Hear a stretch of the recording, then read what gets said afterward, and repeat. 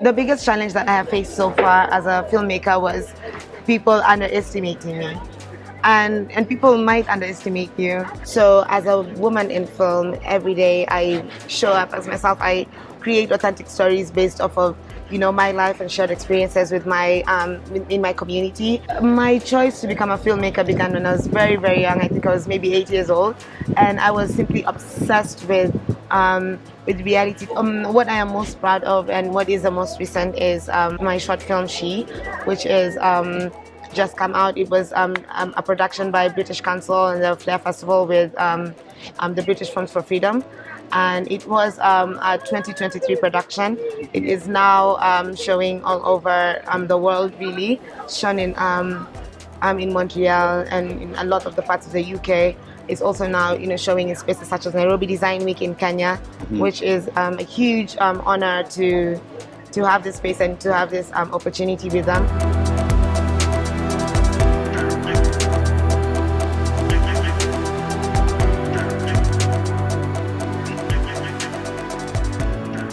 Hello, my name is Aduha Hera and I am a filmmaker, writer and producer based in Nairobi, Kenya. It's nice to meet you. Okay, so tell us, how do you feel as a woman filmmaker? Because as you mentioned actually from the session you have had, there's some challenges facing filmmakers, artists. So as a woman, I assume even it's face more. So how do you feel and how do you see women in the film industry here in Kenya? First of all, my eternal belief is that the true expression of self-love and courage is showing up as yourself. So, as a woman in film, every day I show up as myself. I create authentic stories based off of my life and shared experiences with my in my community, and therefore I have found that as a woman in film in Kenya, I have rather enjoyed the experience. I have been fortunate enough to, have a lot of my works done and worked in, very reputable spaces. So, I mean, this is a success story for me, absolutely. And I would never be more honored than to be a filmmaker in Nairobi right now. Mm-hmm. So, by the way, take us back. What made you do this career? Um, my choice to become a filmmaker began when I was very, very young. I think I was maybe 8 years old, and I was simply obsessed with reality TV and E network, television, and just talking about celebrities and interacting with what they're doing and their works of art. So when I was maybe 8, I thought I'd be an actor. As I grew older, I realized, okay, maybe I like to write more. I react better to directing. Producing is also, a huge part of what I do because I try to be very, very organized. So, all of this came as I was interested in the arts first. I was interested in the art of film. And then, came in, with as I got older, I realized what my role would be. So I've then been, quite fortunate once again to have come this far. Mm-hmm. So yeah. So what is one of the movie you made and you feel like this is it? Now I am in it to win it. I've worked on multiple productions in my career, spanning almost a decade, almost, and.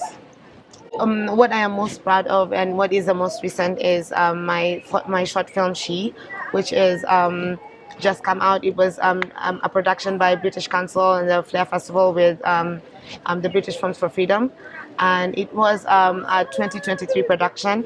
It is now showing all over the world, really, shown in Montreal and in a lot of the parts of the UK.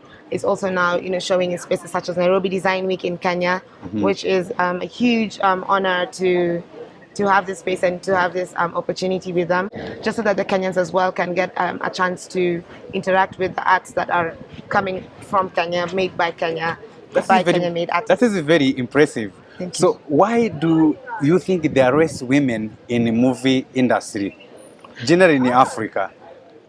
Right. I think maybe it just would be a couple of biases, with the way our society is set up. But I don't think there's anything deterring anyone from being in film. It's not my experience that there's less women in film than more. but maybe perhaps they might be, looking at all these heavy cameras and going, do I want to carry a heavy camera? Well, technology has come a long way. You can make, film with many, many more, avenues, right? You can use your phones, you can use cameras. But anyway, film isn't just, standing and being, holding a heavy camera and moving around and it being, there's sound, there's people who specify in sound, there's people who specify in directing, there's people who specify in edit. And there's a lot of women in edit actually, and that is their contribution. Just because they're not, seen everywhere doesn't mean that they're not there.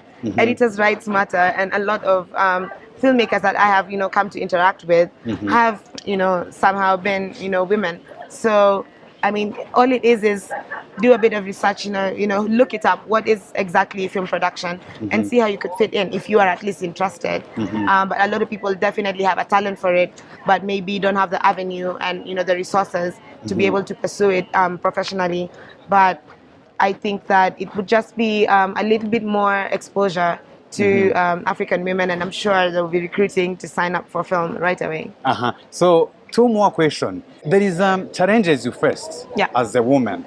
So, what's the most challenges women may face, even the upcoming filmmakers, women who want to start do bigger? So, what challenges they should expect, and how do you think they will overcome those challenges? And then the last question, you can always send them a message, tell them something. So challenges, how to overcome, and then send them a message. The biggest challenge that I have faced so far as a filmmaker was people underestimating me. And people might underestimate you, and they might look at you and they might think, oh, what is this lady person going to say?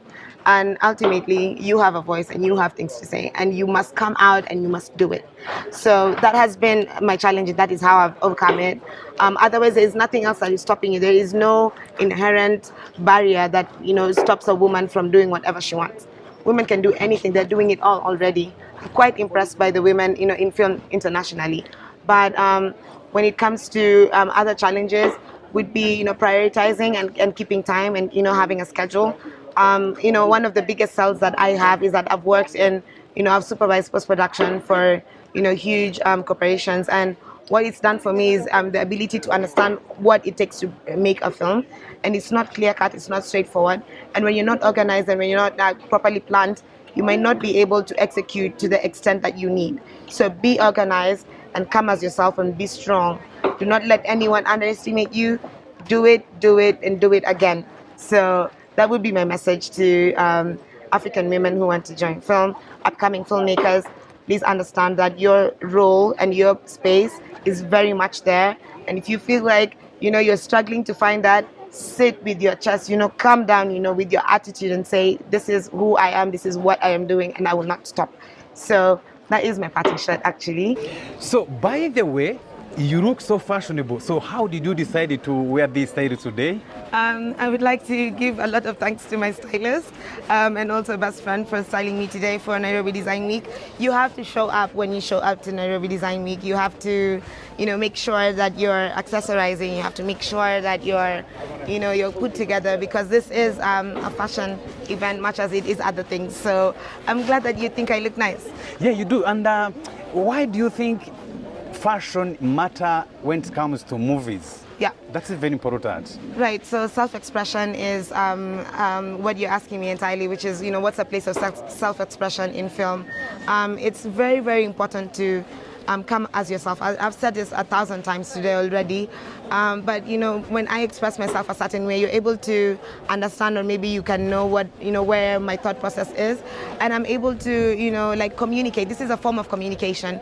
You're looking at me, you're getting you're getting information from me, you're getting vibes, you're getting energy, and this is who I am. So I like to come as myself, and that is what has gotten me as far as I've come.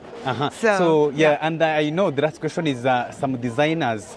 When it comes to the movies, you have seen challenges where some African fashion designers, they are not able to create back the history. Let's go to Mau Mau walls. Let's go to the history walls. So what message can you send to fashion designers, especially Kenyan fashion designers, in terms of creativity of pieces, clothes to be used in a movie? I would much like to appreciate Kenyan fashion designers. Kenyan fashion has come a very, very long way. You would look around you and you will look at things and you will say that is very authentically Kenyan. So I'd like to give a big thanks to Kenyan designers who are dressing us right now, and who are, you know, behind you at the marketplace of Nairobi Design Week. But the place of designers and creative designers, especially in film, is that is a representation. I have to look authentically Kenyan to tell an authentically Kenyan story. So, you know, that's the place, and they need to be able to come in and do exactly that. So hang in there. We need to definitely investigate how the importance of, you know, fashion and things in film. It is underrated, but it plays a huge part, because when your wardrobe is put together, then, you know, your setting of your film is immediately correct, and it is, you know, in the right setting, well, basically. So that is what I would say for fashion designers in film. Thank you so much. I appreciate. You're welcome.